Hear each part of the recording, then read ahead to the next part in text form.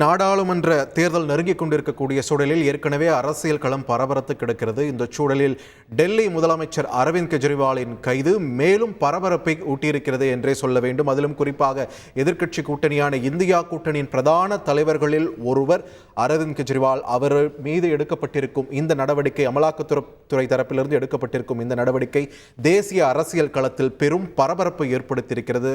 அவர் மீது தொடுக்கப்பட்டிருக்கக்கூடிய வழக்குகள், அந்த பிரிவுகள் அவருக்கு பிணை என்பதை சாத்தியப்படுத்துமா என்ற ஒரு கேள்வியையும் அச்சத்தையும் தற்பொழுது ஏற்படுத்தி இருப்பதை நம்மால் பார்க்க முடிகிறது. அதே நேரத்தில் நாளை இதை தொடர்ந்து ஆம் ஆத்மி கட்சி தரப்பிலிருந்து டெல்லியில் உள்ள பாஜக அலுவலகம் முன்பு போராட்டம் நடத்தப்படும் என்ற ஒரு அறிவிப்பும் வெளியாக இருக்கக்கூடிய சூழலில் தலைநகர் டெல்லி உச்சகட்ட பதற்றத்தில் இருக்கிறது.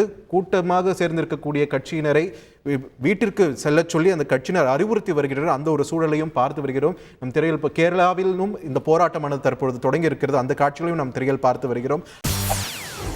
செய்திகளை உடனுக்குடன் தெரிந்து கொள்ள உடனே சப்ஸ்கிரைப் பண்ணுங்க.